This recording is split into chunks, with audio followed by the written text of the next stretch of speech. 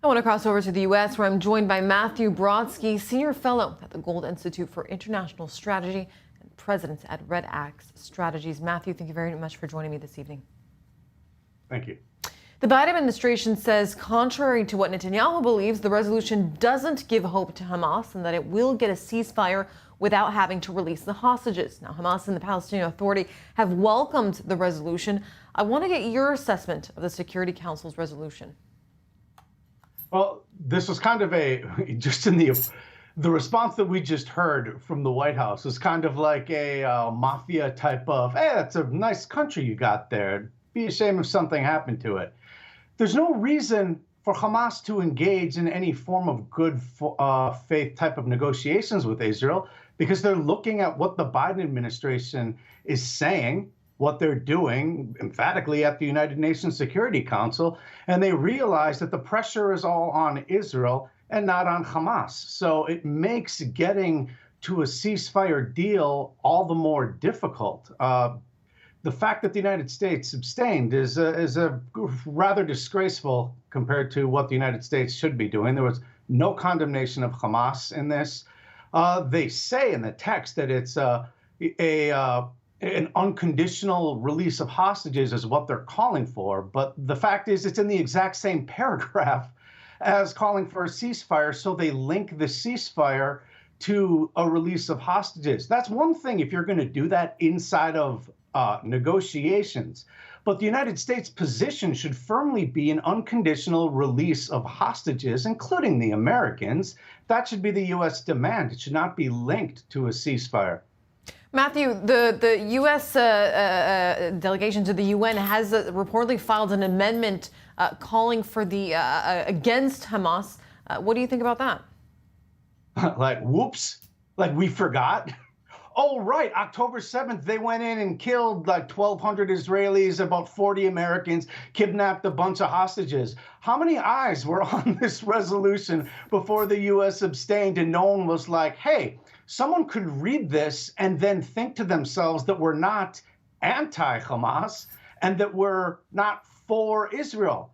It's insane, which is why, again, this is all deliberate. This is happening. Of course, probably there's some American Jewish pushback against what Biden did because it does raise eyebrows. And we should not make the mistake. When the U.S. abstains, this is like if Russia or China abstains from a resolution that has to do with North Korea or another bad country. It's a wink, wink, nudge, nudge version of we're voting in favor. Otherwise, the automatic thing that Russia or China do in their interest, which is the same thing the U.S. should be doing in our interest, is to abstain when a horrible resolution comes forward. So this is clearly, it's not going to change Israeli policy. At least I hope it doesn't. But in the meantime, it's still going to, work to the benefit of Hamas. I mean, the fact is, at the end of the day, it may be that Israel and Hamas both reject the United Nations Security Council resolution, but only Israel is going to pay a diplomatic price.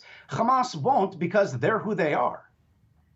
So, Matthew, the resolution is understood to be non-binding, as you said, and it's not expected to have any immediate impact on the ongoing fighting in Gaza. Israel is not expected to abide by the resolution's calls for an immediate ceasefire, and Hamas is definitely not expected to follow the demand for an immediate and unconditional release of the 134 hostages, though only Israel is a party to the UN Charter. So what has this resolution actually achieved?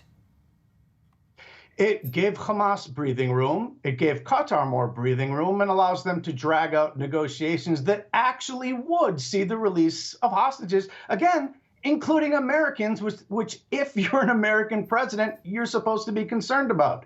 So that's really all that it does. It could be also that it's just performative. But again, I'm kind of myself getting tired of hearing from American Jewish Democrats, and again, that's the majority of Jews tend to vote Democrats, when they say that, oh, the Biden administration is really only doing this because of a election strategy and because of 100,000 pro-Palestinian votes in Michigan and perhaps in Minnesota. My response to that is really simple. So you're okay with the Biden administration choosing its foreign policy based on pleasing 100,000 pro-Palestinian votes. If this is all performative, there are real-world consequences for this. So it's not just that you can, oh, I'll chalk And it up to Matthew, the speaking of electioneering. those consequences, could this affect the ongoing hostage negotiations that are happening in Qatar? I absolutely think it will. I mean, we already know it takes around 2 days once Israel has come to some form of agreement or passes something on to Qatar. It takes about 48 hours before there's an answer back from Sinwar and Gaza. So they already have been running out the clock. And it lets Hamas know that they have more time to play with this.